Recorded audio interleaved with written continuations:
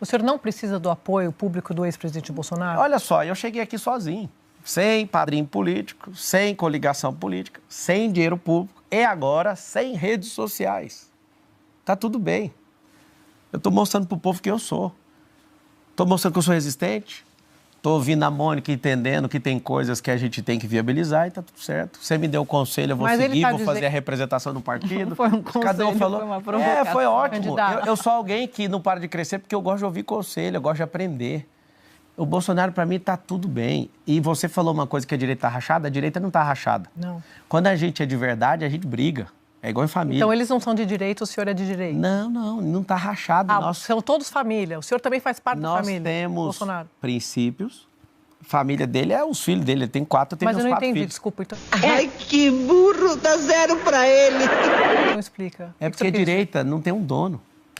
Diferente de alguém na esquerda que reza uma cartilha de forma emburrecida. Mas quem é o principal líder da direita hoje? É claro que é o Bolsonaro. Que isso, ele foi o cara que acendeu a presidência Então, volta para a minha pergunta inicial. Como que o senhor vai convencer o eleitor de direita? Eu não vou convencer o eleitor de Bolsonaro. Eu só estou mostrando quem eu sou. É só ver o que eu posso fazer. Corte rápido. Faca. Tramontina. E tem o deputado Eduardo Bolsonaro, inclusive deputado federal eleito aqui por São Paulo, uma base gigantesca. Muito top, eu entendo. Mas ele está atacando o senhor. Duros, né? Que dureza. Lê os comentários do vídeo. Não, mas o senhor falou que eu estou respondendo ao Carlos. Não, eu só tenho problema com o Carlos, tenho problema com o Eduardo. Mas o Eduardo tem problema com o senhor, né? Porque ele fez o seguinte, eleição é complicado demais. Quando acaba a eleição, bandeira branca, para com a guerra. Eu sou crítico do presidente Lula. Você vai ver, vai acabar a eleição, vou deixar ele em paz. Eu não quero que ele dê errado, eu quero que ele faça um bom governo. E quero que ele aposente igual o Biden, que ele tenha essa sensibilidade.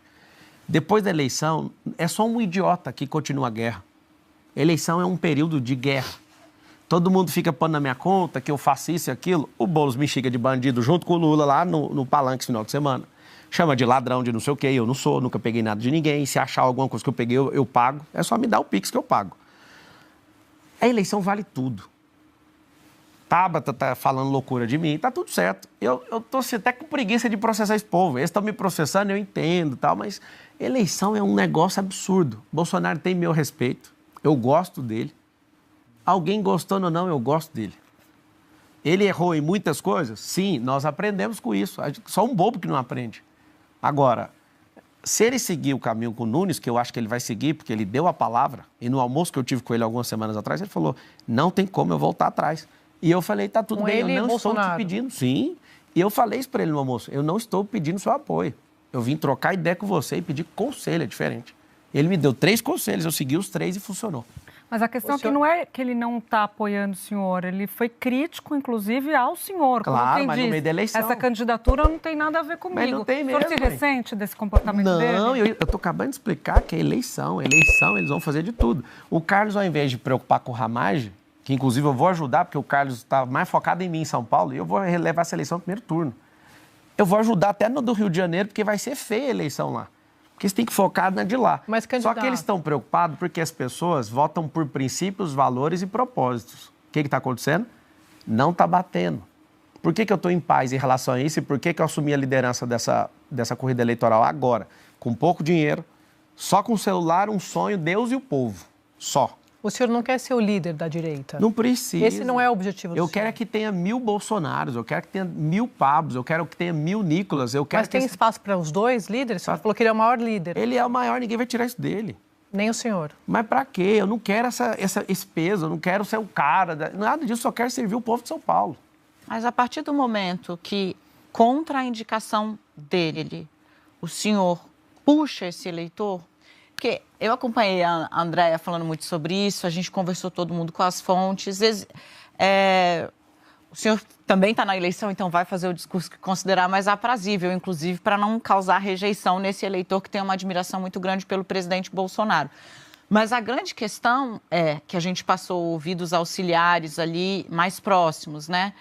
O Pablo Marçal não quer estar com, ele quer ser o. Credo, eu já tenho minha identidade, eu sou o Pablo Marçal. Corte rápido. Faca. Tramontina. O suplantasse o que é. O senhor considera, por exemplo, que a liderança, de certa forma, dele pagou o preço pela derrota na eleição e pode estar superada?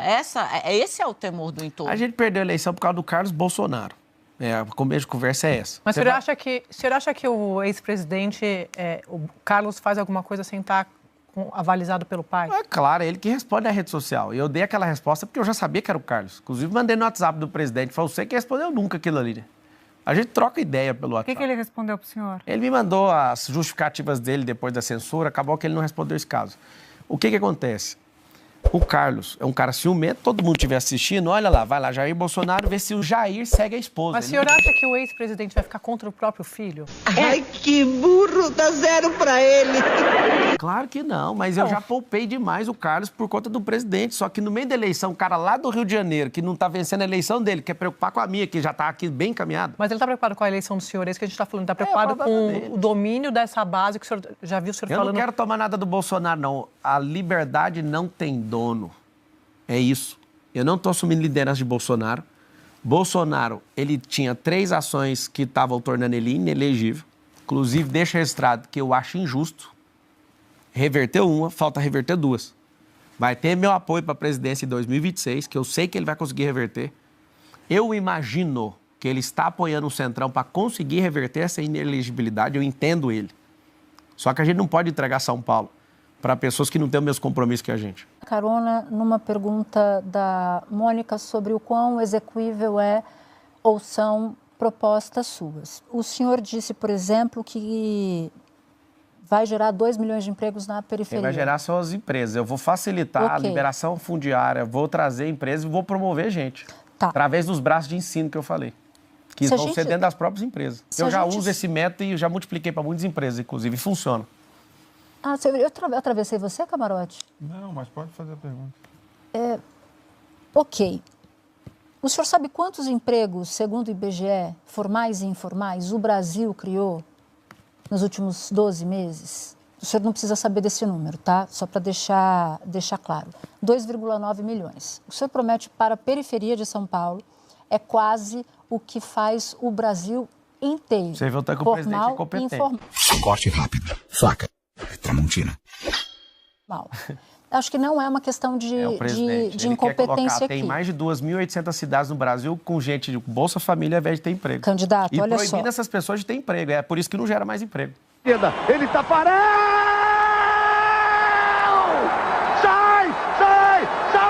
Sai, que é sua! Brasil! Eu fico com a sensação um pouco de venda de terreno na Lua quando o senhor fala desses 2 milhões. Mas vamos lá. Se a gente for pegar, por exemplo, a sua promessa de zerar em 18 meses a fila para cirurgia, certo? Hoje, por exemplo, no Brasil, faz-se 2.400 cirurgias por dia. Cirurgias eletivas. Para zerar em 18 semanas, seriam 1.730 cirurgias por dia só na cidade de São Paulo. Isso mesmo. Sabe o que a gente vai fazer? Convênio com outras cidades, convênio com o governo do estado, mutirão. Nós vamos pegar toda a ociosidade de todos os hospitais particulares, não só da cidade de São Paulo, mas do interior, aonde couber. Esse é o meu compromisso. Nós vamos total dedicação em 18 semanas para fazer isso. O senhor está incluindo os hospitais da cidade que não seria administrada pelo senhor? A gente vai pagar. Camarote. É o seguinte, a gente vai pagar isso. A gente vai fazer convênio, vou explicar por quê.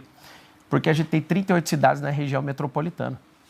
E aí o que acontece? A gente precisa da ajuda de todo mundo. Eu vou abrir o jogo. A gente precisa cuidar das pessoas em primeiro lugar. Tem gente morrendo em fila de hospital porque não tem cirurgia, não está conseguindo. O prefeito bate no peito, batemos o recorde. Cara, mas por que com toda essa potência que é São Paulo ainda tem pessoas precisando disso? Vou atrás do Conselho de Medicina para liberar a telemedicina, como foi na época da pandemia. Aquilo é um instrumento de inteligência absurdo para a gente fazer isso. 40% das pessoas que fazem exame não tem retorno. Mas cirurgia não dá para fazer por telemedicina. Não, eu estou falando dos exames. Corte rápido. Faca. Tramontina. Os 447 mil exames de cá, 192 mil cirurgias do lado de cá. A gente precisa fazer uma situação de guerra. Quando eu ajudei lá no Rio Grande do Sul, só meu grupo mandou 206 carretas para lá. E eu vi que se a gente é comprometido em fazer isso, foram 4 milhões de quilos de suprimento. Mandei todas as minhas aeronaves, pedi aeronave para um monte de amiga, a gente usava aeronave para mandar medicamento. Fizemos uma desossa em 33 dias. Uma das minhas empresas ficou com o portão aberto 33 dias. Ô, candidato, mas vamos voltar aqui para a cidade de São Paulo. Deixa eu só terminar a resposta dela, por favor. Não, o senhor está falando do Rio Grande do Sul. Mas é porque foi eu fui o ator lá. Hoje não! Hoje não! Hoje sim! Hoje sim! inacreditável. Olha, é inacreditável. E aí, sabe o que foi o sentimento que eu tive lá? Eu vi o governo federal chegando atrasado, e está comprovado, não tem discussão esse assunto. Eu percebi que se a gente parar no sistema de mutirão, a gente resolve qualquer problema. E eu vou fazer isso em São Paulo. Eu fiz no Rio Grande do Sul, vou fazer em São Paulo. Eu estou fazendo isso em Angola, vou fazer aqui em São Paulo. Eu sei como é que faz. Eu não sou um garoto que está sonhando com um Brasil melhor. A gente tem dinheiro, tem competência. Engraçado, eu estou em 19 segmentos diferentes no mercado. Eu entendo muita coisa que o governo já faz. Eu só não sou funcionário público, eu preciso de um emprego. Me dá um emprego, o número é 28, eu preciso de um emprego. O senhor citou o Ricardo Salles, né? Agora, quando ele estava com a pré-candidatura colocada tal, e foi retirada. O senhor acha que ele é uma referência na defesa do meio ambiente? Eu não sei se ele é uma referência, mas ele é um cara sério.